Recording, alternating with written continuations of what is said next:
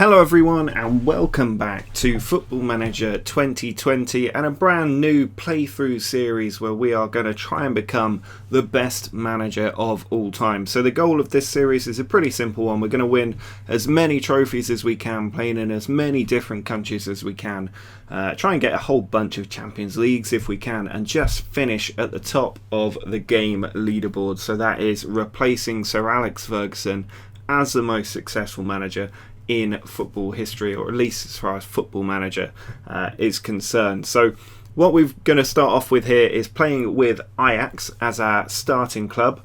I thought it'd be a good team to play with because obviously you can start racking up the trophies with the domestic season. They can sometimes do well in the Europa League, sometimes have a good run in the Champions League. They've got a lot of good young players to get a few seasons under the belt and develop some. And then we can think about moving on to our next big challenge, and obviously it also gives us a little bit of building up to do with the reputation, so I can't just start jumping into jobs with the likes of Barcelona and Real Madrid. This will take a little bit longer. I'm not going to always look to take the easy route towards the top. It won't always be the biggest clubs that I go for. This will probably be a little bit more similar to the European journeyman I did a couple of years ago with Valencia as the starting club, and then moving to the likes of Bayer Leverkusen. So it will be a little bit more jumpy around, and if you guys have suggestions for teams that I should manage, you should drop them down in the comments. And if you're glad to see a actual playthrough back on this channel for the first time in about a year, do drop a like down below. I've had a bit of a break away from YouTube, just where I've been trying to get back into playing the game for fun. I've actually racked up about 250 hours in the last few months during lockdown, so I've definitely got my passion for the game back a bit now. So we're going to see how long we can keep this season going and how long it will take to actually win all those trophies that we need to start racking up. So you can see with Ajax, if you're not familiar with the club, which would be surprising, they are an incredibly high potential young team. They've got some absolutely quality players in the squad. Obviously Onana is a famous signing for a lot of people. We'll have to try hard to hang on to him if we can. 23-year-old great goalkeeper, doesn't happen very often. Lisandro Martinez, also a very good centre-back, good potential to go forward as well. Tagliafico, well-established left-back in the game, one of the best. And then you got the likes of Daley Blind. Donny van der Beek obviously requires no introduction. He is going to be a fantastic player for us. And then we've got several other high-potential players. Ryan Gravenberch. This is the trouble with me taking on a European team. I am going to absolutely butcher many names as we go through this series. But a few other really good ones. Neres, Labiad as well, 26 years old now. Not quite as great as he once was, but I think he might be one of the ones to be sold, because the system I'm going to use, it does have an inside forward but not an inverted winger, and it certainly doesn't have an attacking midfielder in there. Then you got the likes of Quincy Promes, who FIFA players obviously know very well. Ryan Babel in on loan from Galatasaray. Good another left-sided player. We've got quite a few of those. Dusan Tadic, who I'll probably play more as a striker in this false nine role. It's really hard to get a good false nine in the game, especially at the start. You're waiting for those regens to come through. But my system that I'm going to use does rely on that false nine up top, so something a little bit different there. Klaas-Jan Huntelaar, who is now 35 years old. So he's got 18 finishing. That's what what will keep him in the side for. And then a young Lassina Traore, who I've promoted from the youth team, or from the B team. 14 finishing and an advanced forward, which is a role we use. Striker, definitely something we need to get in. If we can get a really good sort of mid-20s advanced forward with a decent finishing rating, that is what we're going to be looking for in the transfer market. And luckily, we have nearly £60 million and a bit of a wage budget to play with here. Obviously, with Ziyech leaving, I think we've already got that cash in the bank. Anthony is joining the club, I believe, currently out in Brazil, but he's another good right winger, can also play up front, but 12 finishing. He could be another false nine option at least. And you can see I've offered Brian Klug, who's actually head of youth development, a job as assistant manager. I think he's got some pretty good stats for a potential assistant manager, and if we're looking to develop youth, he's got everything you could possibly want there. So he'll be a really interesting one to bring in. I'm not going to look to do much with the transfers at the moment. Labyad is wanted by a few different teams, so he is also transfer listed at the moment, so I might see how much I can get for him if we sell him, but otherwise I'll probably keep most of these players until we bring people in, and then we can replace them or let them go when we've got that definite covering. Otherwise we want to keep this team together as much as we possibly can. No real worries with wages. 58 grand a week, the highest wage on offer currently with Ziyech. Tadic on 43. I'll look to keep it down under that 100k mark throughout my time at Ajax, because you have to be very careful with the wage budget here. But otherwise, no real problems. Now the tactic that I am going to use in this series, I am a one tactic kind of guy. I don't change it up very much. It's this concerto left inverted winger tactic. You can Google it. I have found this to be a phenomenal tactic in Football Manager so far, and it's also just an extremely fun one to watch on the game as well. So hopefully you guys enjoy this one as well. You can see the various different styles required here. You can always pause the video if you want to just copy the tactic instead of looking to download it. And then if we look at the player instructions here, you know, it's a bit of a gegenpressing style. There's a lot of getting forward. You do get a huge amount of yellow cards. A lot of these players have tackle harder on, but with a good disciplinary system in play right from the start, and a couple of suspensions and fines, eventually the players do stop getting sent off. But in the first few matches of the season, you might notice a few red cards. You'll have to tell the players to ease off the tackles just to make sure they don't get sent off too often. But it is a really, really good tactic to be using. It can be quite hard to fill some of the player roles, especially box-to-box midfielder and the false nine. I find that they're very difficult to find, but then you are benefiting from the likes of being able to have just a plain central defenders, plain goalkeeper, full-back and a wing-back. Very easy roles to fill. The wingers, and especially the inverted winger, a lot of great players in the game do come in that inverted winger position, so you can get a lot of benefits and advance forward as well. But the real joy for me of this tactic is having two strikers up front. It's not often you get that benefit. You don't have to compete with everybody for high quality cams. You've just got those two strikers up front. The false nine one's a difficult one, but if you can find a good combo, you can easily be getting 60-70 goals a season between your two strikers, and that's a lot of fun. And it takes me back sort of 10 years in Football Manager to when it was more of a 4-4-2 compliant game, whereas now that's sort of moved away. But this tactic does work extremely well. It's more of a 4-2-4 really. But looking ahead through the season, I'm not expecting too much difficulty in the Eredivisie. Hoping to win a few cup competitions. I also want to have a good run at least in the Europa League, if not the Champions League. Get that finance, available finance ticking up with the higher European coefficient and everything else, and then hopefully we can bring in some bigger names and have good stabs at the European competitions. But if a job offer comes in from a big league, we will be going for that. We have got all of the major leagues loaded across Europe, including Portugal as well. I wouldn't mind sort of shifting over to maybe Porto or Benfica or Lisbon at some point as a next step if we aren't getting the big job offers come in. But otherwise, we are just going to keep cracking on with Ajax for a few seasons and see what we can do. So I'll probably run through quite a few games in between episodes. We'll do a few live plays and then see where we end up. But at the moment, I'm just going to play through pre-season. I won't bore you with the friendlies. I'll make the transfers and then give you an update on the team, and then we can play the first game of the season. So I'll see you shortly. Well, we are now through pre-season, and as you can see, we've had a decent start. A first game in pre-season against Volendam. We did win 4-1. We then had a 0-0 draw with Dordrecht, a 3-2 spectacular win against Dynamo, coming back from 2-0 down after 11 minutes. 2 goals in a minute there for Dynamo, and 3 late second half goals giving us the victory before a 1-1 draw with Real Sociedad. Now, if we just have a look at the transfers, you will have seen a few of them just there, but it has been a pretty fantastic transfer window. First up, Ruben Dias. I don't know how we managed to sign him, given he's usually the first signing of many big clubs in the game. And we didn't even have to pay his release clause because we're not a high enough reputation team that they could drag so much money out of him. We got him for under £40 million.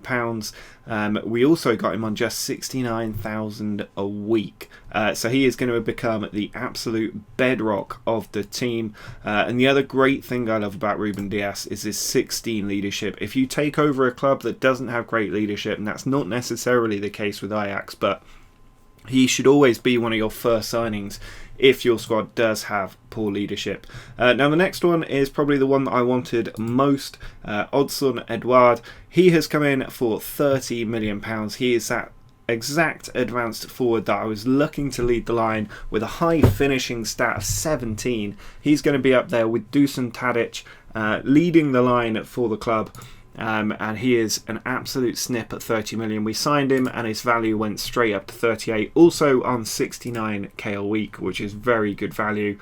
Then a classic wonder kid, Romario Barrow. I was thinking about, who are the classic central midfielders we can bring in, but when you're playing a system with a box-to-box midfielder, which is extremely hard to recruit, Romario Barrow is the exact guy to bring in. He might not be the first team choice every week during his first season, but as we move into season 2 and 3, he's going to be there every single game, just holding down that midfield. He is an excellent signing. We also brought in Zaracho. Quite a lot of players coming into Ajax this season, but just £5 million. He quite often becomes an absolutely exceptional midfield player, and if you look at the tactic we're using with the box-to-box midfielder and the advanced playmaker, we now have our two central midfielders who will each go on to become worth £60 million. I have very little doubts about that. Very little going on in the way of players leaving. The main one just being Zakaria Labiad going to AZ Alkmaar for about £2.5 million with the add-ons. So we're pretty much out of the budget now, a little bit of wage budget, but I don't want to sort of push anything into the minus in the first season. And really, we are set up pretty well now. I normally obviously would like to have perfect little green circles like this one throughout the team, but I will certainly take this for a start.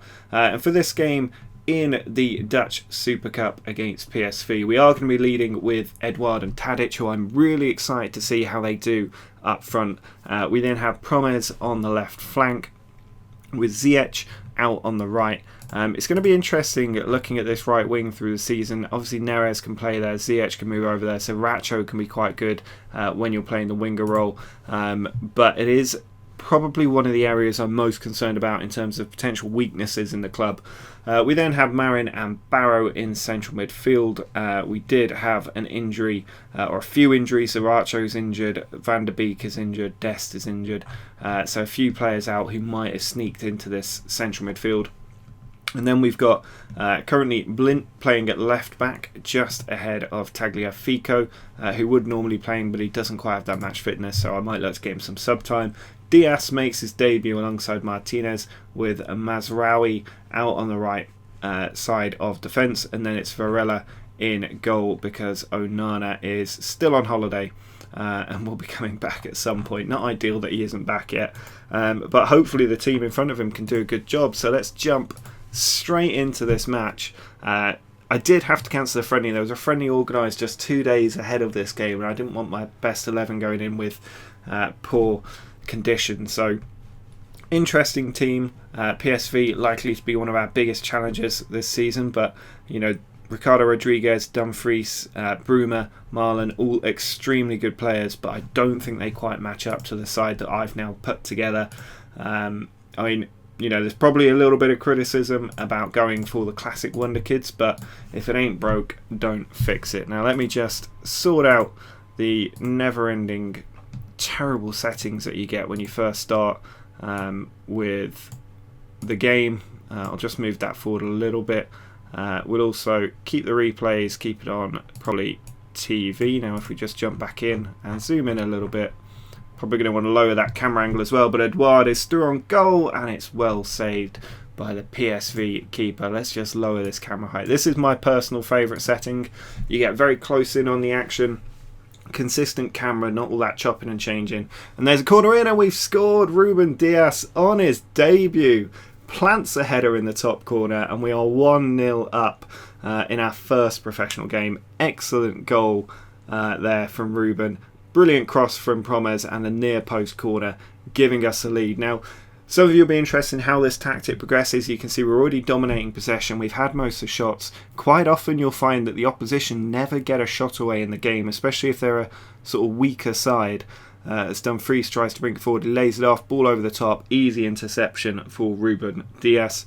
Now Blint plays it across to Barrow, out wide to Promes, trying to run between two defenders. A little sandwich there, just forcing him out, but he keeps going. Excellent tenacity as he holds the ball up but cannot get it in, just crowded out there.